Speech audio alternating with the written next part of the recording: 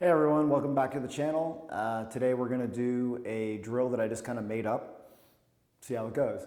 The idea with this drill is you're going to break and you're going to make as many balls as you can, run the rack, without hitting any other balls. So oftentimes you'll see drills where they put a grid on the table, right, an L or different things, and you have to make them without missing and without making contact with a ball. In this particular drill, you can imagine that if I have a bad break, this is going to be next to impossible. And if I have a good break, it could be pretty easy. So it's sort of a combination drill to try to test your break as well as your ability to kind of order the shots on the table to minimize the amount of change. Don't have a name for this drill yet, but we're going to try it, see how we do.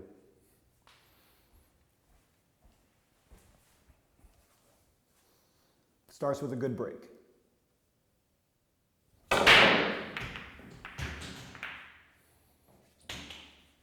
Okay, that was a good break. Let's see what we got. All right, actually it worked out pretty awesome. The balls are spread on the table. There's no obvious clusters. If you pick the right order, we might have a path to get through this table without making any contact, or at least minimizing the amount of balls where we do have contact. So shots that you're going to count your misses, and you're going to count the balls that you make contact with that are not the object ball. So in this particular case, it looks like I should be able to see the 11. The 3 could go, the 13 could go, but I'd rather save that for the side. And that's really it. One thing that I would say is if you have a combo like the 9, 10, we could call that one shot. You don't necessarily count that as a miss. I'm still making up the rules, so do as you need to there. But the goal would be to shoot them without any contact at all. All right, let's try the 11. We're just going to try to send the cue ball back to the middle of the table with a little low draw.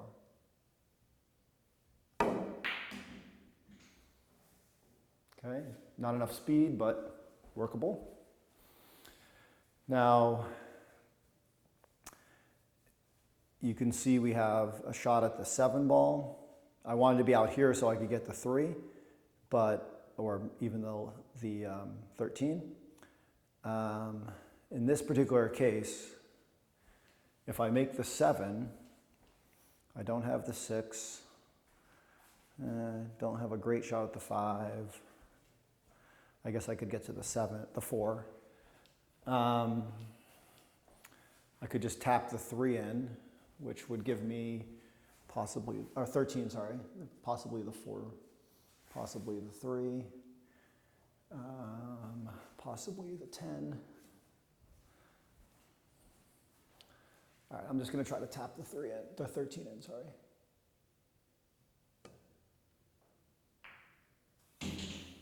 Okay.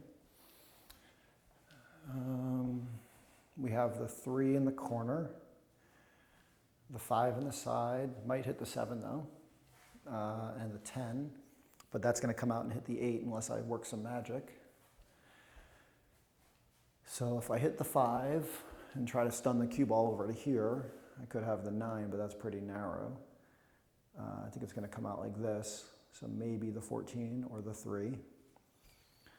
All right, let's try the 5 in the side.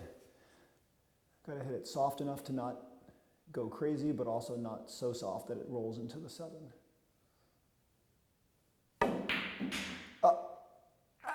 Too much. All right, 1 hit. Again, totally doable. I have the shot I wanted, but let it roll a little too far. So this is a good reason to try this drill, is because it forces you to, did you really get it where you wanted or not quite? So the 9 works, 14 works. As you get lower on the balls on the table, of course you have fewer options, but you also have fewer obstacles. So if I shoot the 9 here and leave myself a little angle, I can do the 10. Doesn't really give me much. I'd have to sort of come around. If I hit the 10 over here, I'm going to roll into all that. I don't want that. The 4 doesn't have enough of an angle to go without flying over to the 10. 14 goes and it gives me the 3. That could work. And then I could have the 8. I think if we go for the 9 first and roll it, not quite straight, a little bit forward, I can roll it, the cue ball back to where it is for the 14 after I get the 10.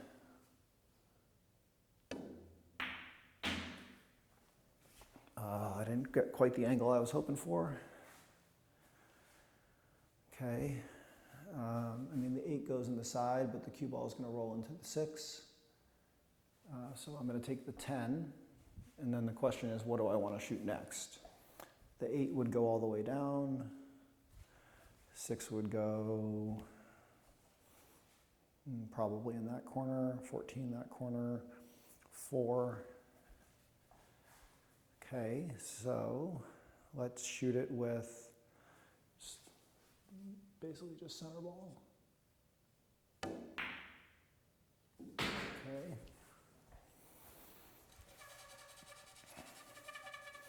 Now we have the 8. Just going to try to hold it. Either I'll get the 4 or maybe the 1.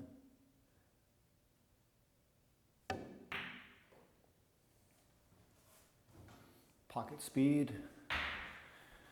Okay. That's what I wanted to do. Still got to solve for the 7 to get the 1 clear.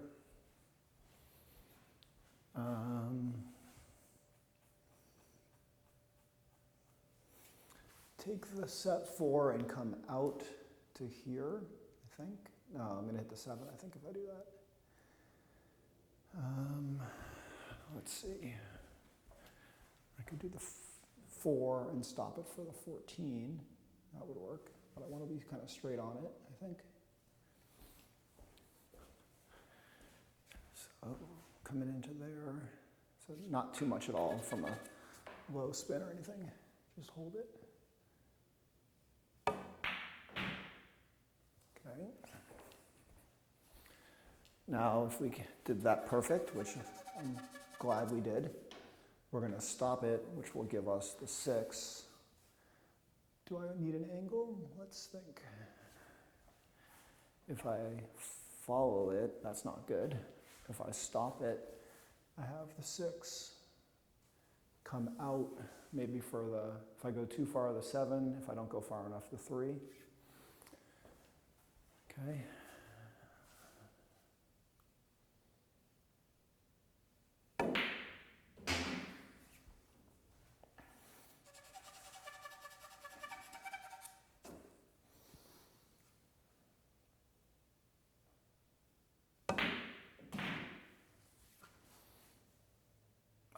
Almost perfect. It works for the 3, but I was trying to get to the 7. I'm going to try to draw it back to get it around here without going all the way down table.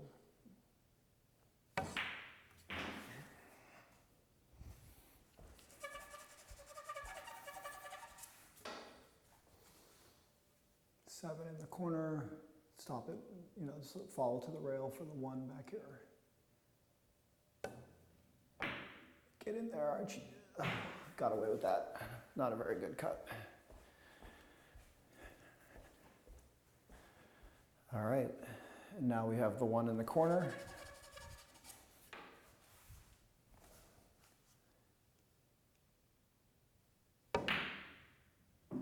And there you have it. So 1 miss. 1 ball collided, 0 misses. So if you think about what we just did, a lot of decisions got more important and I had to think more about the shots than I thought I would have to, right? If you're just shooting around, bang, bang, bang, no big deal. In this particular drill, what we found was because I had a good break, I had a bunch of choices. But if I made the wrong choices, each shot is going to get harder on the next one because I'm maybe going to collide with something or I'm going to accidentally get on the wrong side of a ball or the wrong side of the table. So my thought is that was about as good as I've done with this drill, so I'm actually pretty happy with it. But what I would encourage you to do is just when you're playing a normal 8-ball practice rack, try this, give it a shot. Count how many times the balls collide. So if it collides with 4 balls, you count 4 in the balls collided with, not 1 because you hit some balls more than once. So keep a map. I have a piece of paper and a pencil back here. I'm tracking on each attempt the number of balls that I missed and the number of balls that I collided with. So on this one, I'm going to do 1 ball missed, or 1 ball collided with and 0 misses. Good luck to you. Let me know how it goes. See you.